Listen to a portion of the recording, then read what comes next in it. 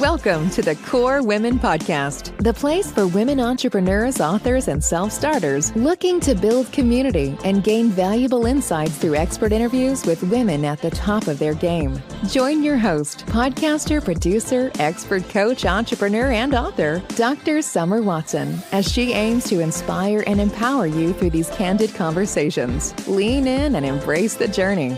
It's time to start the show. Here's your host, Dr. Summer Watson. Today on the show, I would like to welcome Chantal Landreville, who is a certified love and relationship coach with over 2 decades of experience in personal growth and human connection. Her mission is to help individuals discover the path to authentic and lasting love. And she is dedicated to empowering us with the knowledge and tools needed to create healthy, fulfilling relationships, changing once and for all our perspective about love. Chantal's work is renowned for its emphasis on personal development, self-acceptance, and effective communication. And her new book, Raise Your Love Signal, A Guide to Attracting and Keeping the Love of Your Life, is out. And this is something that we're going to talk about. There is so much to talk about here, especially with Valentine's Day just around the corner and your book release. Welcome, my friend. Welcome. I'm so excited to be here. Thanks, Summer. It is a pleasure. I'm excited for you to be here. Before we delve into all the new and wonderful things that are happening in your professional life, and for those of you that don't know, Chantal has been on this show before, but we're talking about a few new things and developments along her journey. So before we delve into all those new and wonderful things, can you really tell us what has developed in your life in the past year that has fueled your personal passions? Oh, that's a good question. We're Thank going you. deep right away. Yeah, right away. We're getting into it. I will say this. The one thing that did was finishing the book, because the book I had actually started almost a year and a half ago, and I had put it on hold because I couldn't figure out how to finish the damn thing. And so literally at this time of the year last year, I said, I'm going away to a warmer place where I feel inspired by nature, ocean, and palm trees. And the focus will be about finishing the book. So as I started writing, it was funny because when you put something down and revisit and reread, that fueled my fire and reignited my inspiration, literally, because I was like, wow, this is so good. And this is so needed. So it's great rereading your stuff and saying, okay, I still feel super confident about it. Yeah. So I would say it's been the journey to that. And the other thing was finally making the move to leave my full-time safe job. And you know something, we've both been through this, to actually focus on my coaching practice 100% of the time. So that in itself has been a journey where I wouldn't say, well, let me put it this way. It was a fueling roller coaster ride that I've learned so much from. It made me realize how we're so programmed to think one way. And when we jump ship to take a chance, the uncertainty and just, something silly like not being as busy and not having like constant emails, I was feeling a lot of like shame or guilt about things quieting down because I had never lived my life like that. So being able to sit in a space where I could take the time to focus on something I dreamt about, something that I really wanted to do, was a journey in itself, because it's really easy to convince ourselves like, no, this is not enough, and not enjoy the journey and propel ourselves in the future, start worrying, I got to do this, I got to do that. And we were kind of talking a little bit about this before we started the show, where learning to be a little bit more present to the day, that has been a really nice gift, especially in the last 3 months of the year, 2023, that I decided to say, you know what, Chantal, stop being so hard on yourself. Celebrate a little bit more the wins. You are constantly focused on the ultimate mission, which is serving and teaching people about love and relationship.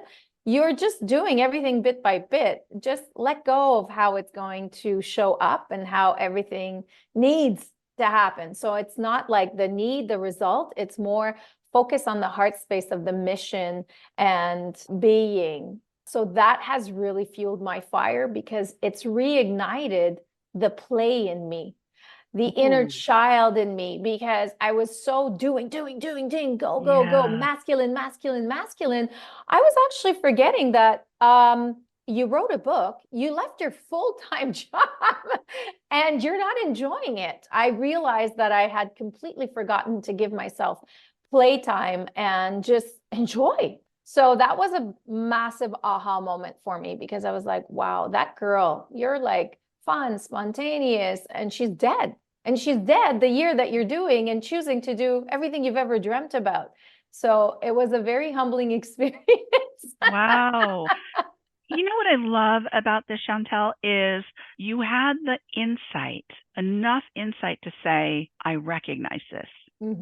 And not swirl out of control or continue to go down a path where you weren't enjoying that path. And here you did, you made some really tough decisions to jump into something all the way 100% into your coaching and leave a traditional job. And you weren't enjoying it. And then you realize, like, what am I doing? Yeah. I made all these huge decisions, and yet why am I not taking time to enjoy it? I love that because you were looking at that big picture. I'm going to do this and I'm going to do that. I'm going to do all these big goals, but you forgot about the moments. Yeah. And here you are recapturing those moments. And I love that. And you're feeling reignited. And also, I love what you said about the book, that you put it down. You put it down to come back to it. And I think many times we forget that sometimes we get caught up in things, just like caught up in, oh, I'm going to construct this business. I'm going to do this. I'm going to do this. But you're not enjoying the moments.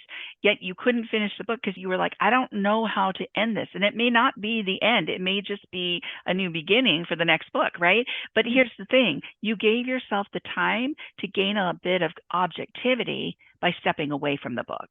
Yes. That's really nice to hear because it's not just a thought that you were, oh, I need to do it, but you did it in practice.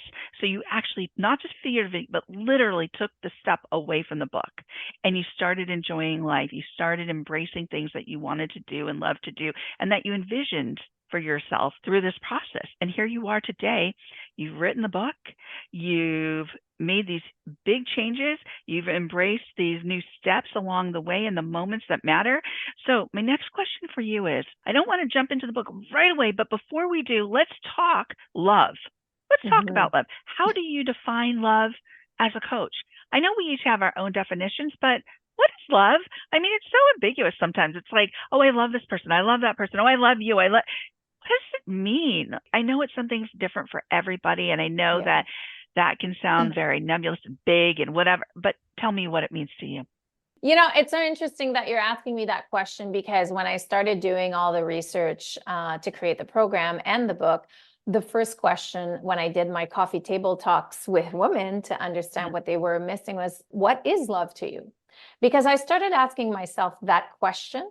And I realized it was actually difficult for me to define it.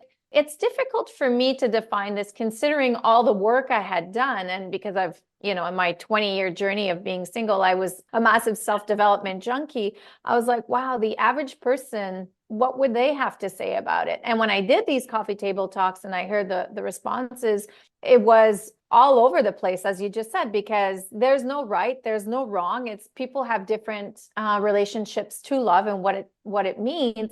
But that was an aha moment for me because one, everybody made love about everybody else except for themselves. I would say that no one took love to themselves, to the I am love as well. So that was the first realization that I had. It was like, oh, we don't even think about ourselves in here. And the second thing I realized about love was that we've been so rom-com and Disney-fied about it. For us, love is almost like this fantasy and this beautiful pink bubble, Right. almost like Valentine's Day. And, when you actually dive deeper, and two of the questions that I ask actually at the beginning of the book is, what is your relationship to love?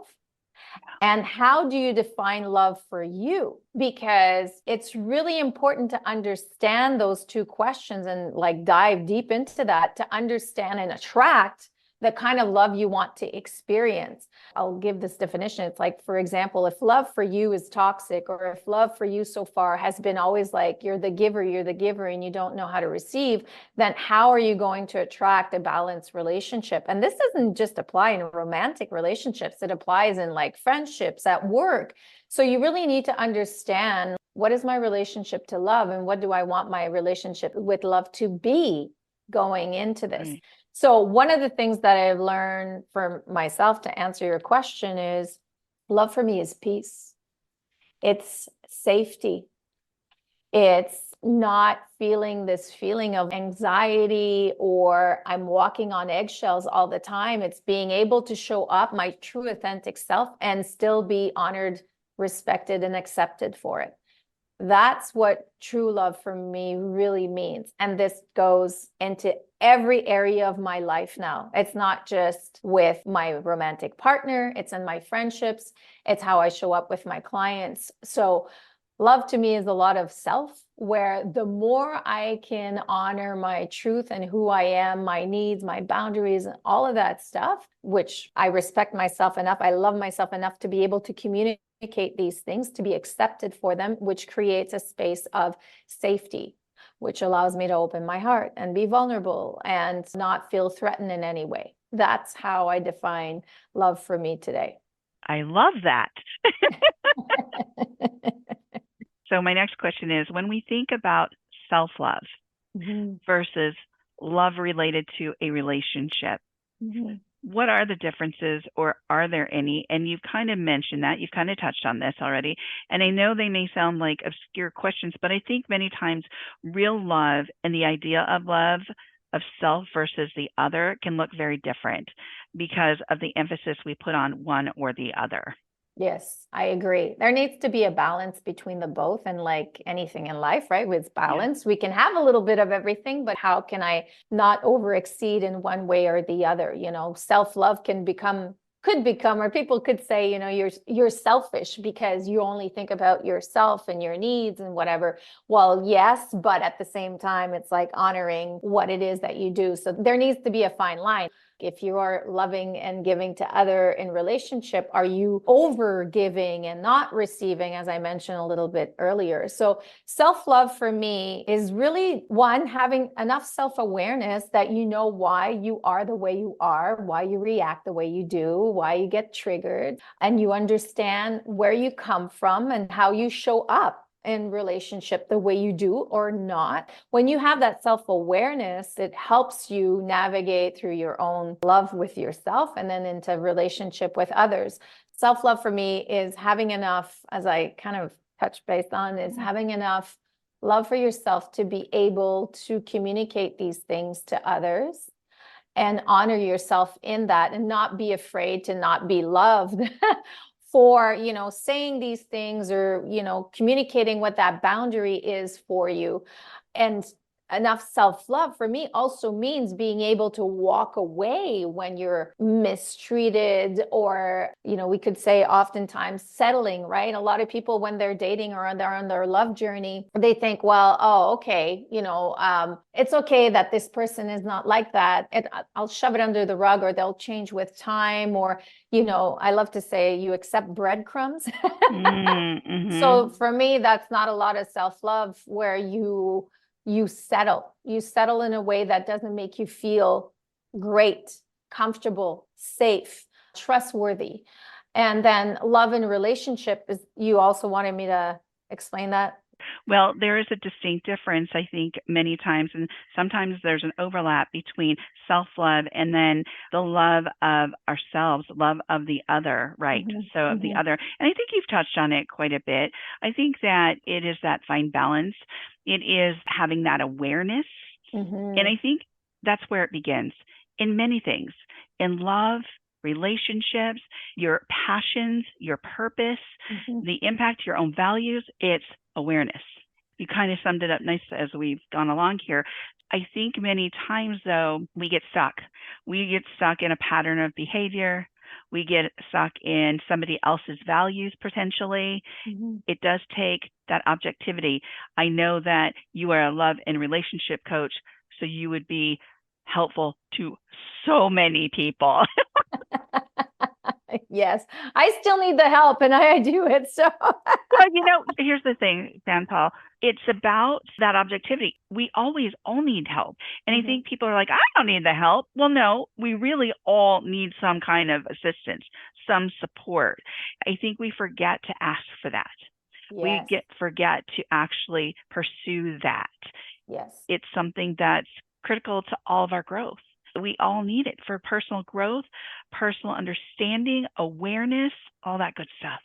Yeah, and sometimes you just fall off the rails, right? You forget. Like, I mean, we've been doing this kind of work forever, and I shared with you the story that I went through in the last year, and I teach this stuff to my client. I remember falling down to my knees and crying like a baby because I felt so bad for myself for have been so hard on myself. I would have never let Summer or anyone close to me be as hard on themselves as I had been to me. And I teach it. So I needed a reminder, which was funny enough. It was like by fluke. I was doing this like online course that, a friend asked me to join. I was sure, okay. And I got the messaging. So there is a lot of purpose in always getting a guide, a coach, or someone to a book, whatever, because we all need to be brought back. I have to share this story with you if you don't mind. I remember going after COVID. It was one of the first events that I went to that was finally open. I was in Laguna Beach on a weekend getaway with my boyfriend. I go to a yoga class, and as I'm leaving the yoga class, this woman rolls down her window. She's like, "You're going to think this is crazy, but are you into manifesting stuff and all that?" I was like, "You read right. Yes, I am." And she's like, "I'm actually a speaker. I'm doing this event tomorrow. I would love for you, if you want to join." And I was like, "Yes, I'm totally up for it." So I couldn't believe how the universe sent this message to me that way. I go to the event the next day, and of course, she's talking about manifestation. And I remember sitting down, starting to listen to the talk, and I'm like, why am I here? I know this stuff. I've heard this stuff so many times. I've studied it. And she asked the question as my brain is like having the inner chatter. And she's like, what are the two things that stop us from manifesting? And the first one was, I can't, right? We don't believe that we can actually do it. And I'm like, I know. And then the second word, she's like, it's I know. And I was like, boom. It's like I just got bitch slapped by like literally saying, oh my God, here I am thinking, I know. And I was doing it because I had already heard it. And she then went along saying, I invite you to hear this conversation like it's the first time you've heard it with the eyes of a child, the ears of a child. Because sometimes we do learn something, but our conversation today, if we re-listen to it and even a year from now, you might understand it in a completely different way. So that was a huge, as I love to say, moment of eating my own humble pie, that I realized that I will always be open to, not thinking that I know everything. And it's not because I'm a teacher and I'm specified in the love and relationship, so that I don't fall off the rails, that I don't do, go back to my old ways and patterns. It's just how quickly I can catch myself. So I always make sure to have guidance or someone that can bring me back. And that's why, as you said, it's really important to make sure that you have that either you're surrounded by people you can have these conversations with that can actually tell you the truth when you're trying to convince yourself otherwise, because it's a never-ending journey. We keep growing. I don't care how much work you've done. There's always more to do, right, Summer? Always. Like you said, sometimes our ego can get in the way. Like we know this and that you've got that inner chatter, and sometimes it's just about letting go. Yes. It's about being okay to say, I don't know everything. It is okay. I recently read a post, and it was from a classmate, one of my high school classmates, and it was a week or two before he passed away. And he said, one of the things I learned, and I want to pass on to everybody, is when I meet somebody, it took him a long time to learn this. He said, but when I meet somebody, I try and put all judgment aside. And I know as humans that can be difficult. We all have these various biases or whatever, and that's just human. And yet, if you can try and put those aside and say, what am I going to learn from this individual? I already love this individual that I'm meeting today. I may not love everything about him, but I love this individual. And what can I learn from that person today? And I was like, what a lesson. And there's something in that that just stuck with me. And I'm like, yes, absolutely. If you just let things go, those impressions, those thoughts about somebody, just let it go and say, I already love this person. What am I going to learn from them today? It's like, I wow, love that. that's a Yeah. huge message. And that's what we're talking about here today. We're talking about all different kinds of embracing love and nurturing and understanding, and not just of the other, but of ourselves as well. So tell us a bit more about this incredible book, Raise Your Love Signal, A Guide to Attracting and Keeping the Love of Your Life.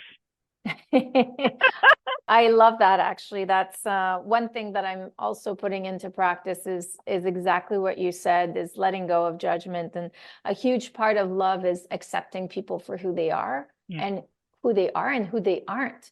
You know, nobody's perfect. It's like humility, humility, humility, humility. It's like a big part. So the book, thank you for giving me the opportunity to talk about this amazing baby.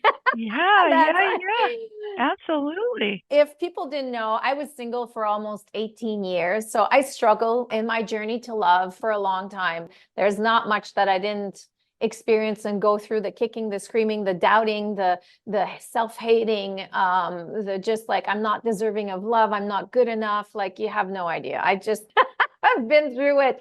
The book is literally the best of everything I've learned over the last 20 years of my personal development journey, because the one thing that saved me through all of this was my curiosity to always learn and become a better human being. I was just fascinated with it.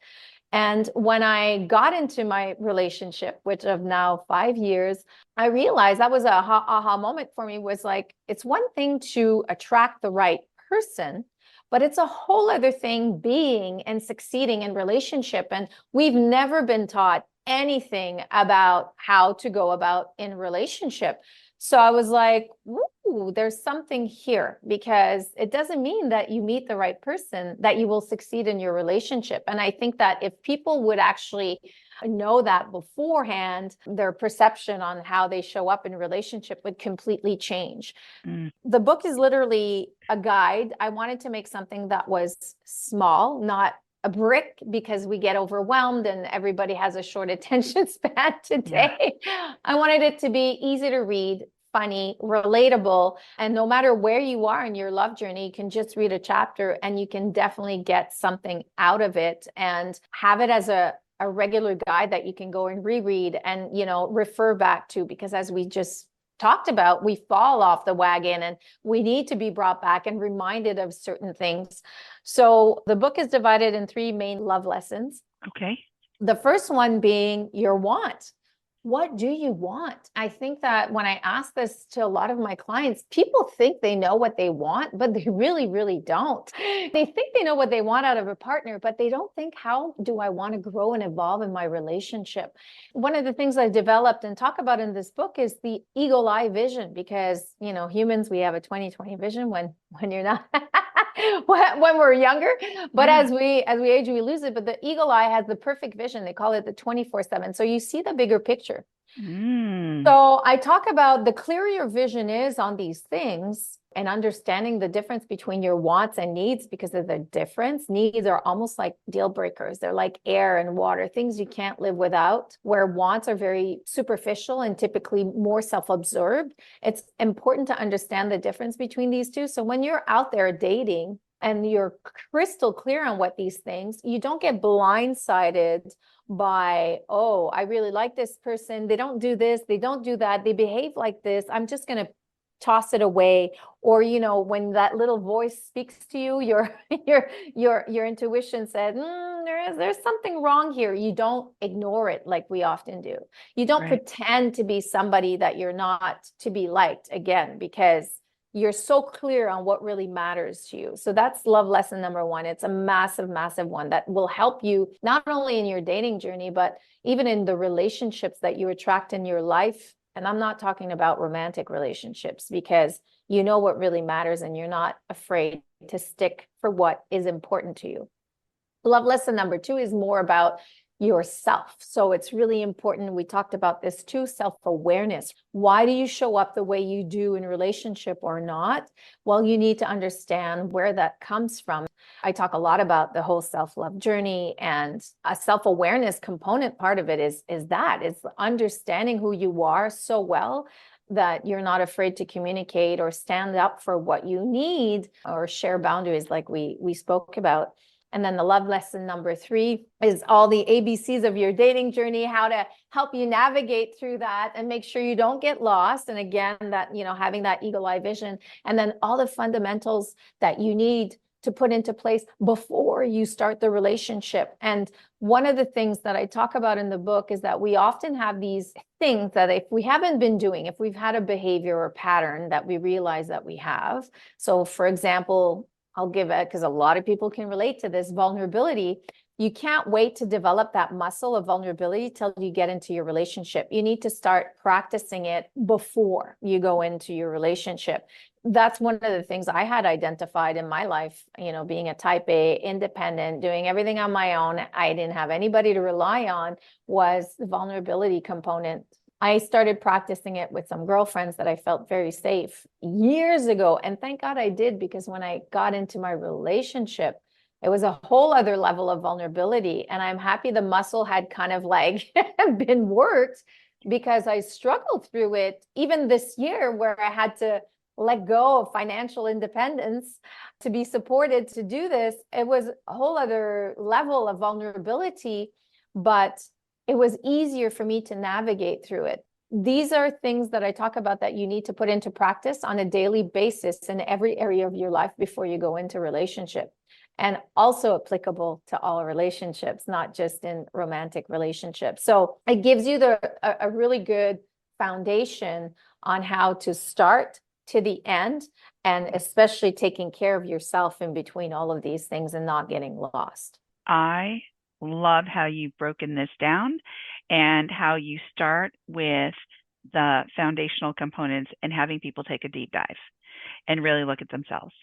Because I think, again, it's that awareness and it's doing the work. Mm-hmm. I always say, even if I were in a relationship with myself, there would be days where I'd be like, oh, she needs to go, right? She's bothering me, saying too many words. Their expectations are high. Like, Yes, I had one of those days yesterday, Summers. I hear you. Even if we were in a relationship with ourselves, which we are, Mm-hmm. it takes work. Mm-hmm. And I love that you start out at that foundational aspect in your book, because I think that work is so critical, and that continued work and learning how to do that work. What are the steps to that? That's what's so valuable about this book. And then you go on to what happens when I pair with somebody? What is the application and the guides for that? And I love that this is a guide, because you can constantly pull it out and you can refresh, remind, go over, rejournal, and figure out what's going on every step of the way. Yeah. It's a reminder. It's for objectivity. It's for understanding yourself and then understanding the other, and how you are going to make that relationship a thriving, loving, and incredible relationship with someone else. Yeah. This sounds like an incredible book. We are coming up to Valentine's Day. Where can people find the book? So right now it's available for pre-sale. It's obviously on Amazon, amazon.ca, Barnes and Nobles. So if people go to my website at raiseyourlovesignal.com, there is a pop-up page that's going to come and will lead you to all the places that you can actually find the book. It is officially going to be in hand on February 14th, on Valentine's Day. So I do plan on doing the Audible book version, but that's probably not going to happen for another couple months. But yes, the ebook, the paperback, the amazing, beautiful hardcover. If you're a book lover like I am, I love hardcovers. I always invest it. They look great. So all these versions are available online. What a great coffee table book. Yes. Number one. Oh my gosh, what a great conversation piece. Yes. And also, what a great learning tool. So thank you for talking more about this book, your journey to the book and how it developed, where people can buy the book. And as we approach Valentine's Day, do you have any guidance for the couple? Yes, I do. It's funny because I was actually writing an article, how to manage Valentine's Day expectations. Funny enough, I remember being single for all those years, and I was like, I can't wait to be in a relationship to be able to celebrate Valentine's Day with my loved one. And I have never not celebrated Valentine's Day since I've been in a relationship. And I think it's because my relationship to love has changed. And for me, and it's going to sound tacky, but I want to be able to be in a space that I don't need a day to define when to celebrate love. And for me now, Valentine's Day is just love in general. It's not love for my romantic partner. It's like, how can I show genuine love to anything in life? Whether it's like nature, my long, beautiful hair, Right. my body. So I've kind of decided to change my attitude with Valentine's Day. And, it creates this, it's kind of like the holidays, right? Christmas, and it's the media has pushed down our throat these massive expectations and romanticize the whole holiday, which I find you lose the essence of what it actually means. So what I do want to share with your audience is have a different perspective on it. Why not open your horizons? And second, I would say if you are into celebrating Valentine's Day, sometimes we're always looking for these massive, big gestures. We always try to go above and beyond. And I would say that from my personal experience in my own relationship, and even through friendships, it's always about small, thoughtful gestures. It does not need to be big at all. And the question I always say, and I still say this to my boyfriend all the time when he's like, what do you want to do? And it's like, how can you think, like, in your head, what would make my partner happy? What do I know that I don't do that would make my partner really happy? And taking the initiative to actually figure it out on your own. And sometimes that could be like, you know what? I'm going to leave them a note, a sticky note on the mirror before I go to work. Yeah. Saying, I don't know, a little note, or I'm going to take you out tonight, or whatever it is. Or maybe it's just, bringing them coffee when they get out of their shower. Right. I find that there's so much power in thoughtfulness and kindness. And these are two words that I actually talk about to cultivate in relationship in the book. Because when I say these two words, what do these two words do to you when I say thoughtfulness and kindness? What is it? What's the energy that it does to you? Just makes you feel good. It makes you feel fulfilled and nurtured and cared for. Exactly. Yeah. Exactly. So when you get that, it automatically fills the circle, as because I find when people do that for me, I want to do more for them, right? Absolutely. It's just that so it creates this circle. So nurture that, think about that, and don't just make it on the one day. It's like, how can I live this 364 other days of the year? Absolutely. Thank you so much for all those great Valentine's Day and beyond tips. As we come to the close of the interview, and you've given us so many words of wisdom and so many nuggets, my last question is, if you were to give the listeners one tip, just one tip about love and relationships, what would that ultimate tip be? One, humility. There is no ego, does not service in any relationship whatsoever. So have the humility to take a breath and say, I need a break. Have the humility to apologize when you know you're wrong. Have the humility to, you know what, I didn't realize I did this to you, or I'm going to try to work on this. Have humility and listen. Listen actively, not passively. When we want to voice our voice, we want to feel heard. I think that people don't realize the power of feeling heard as a person.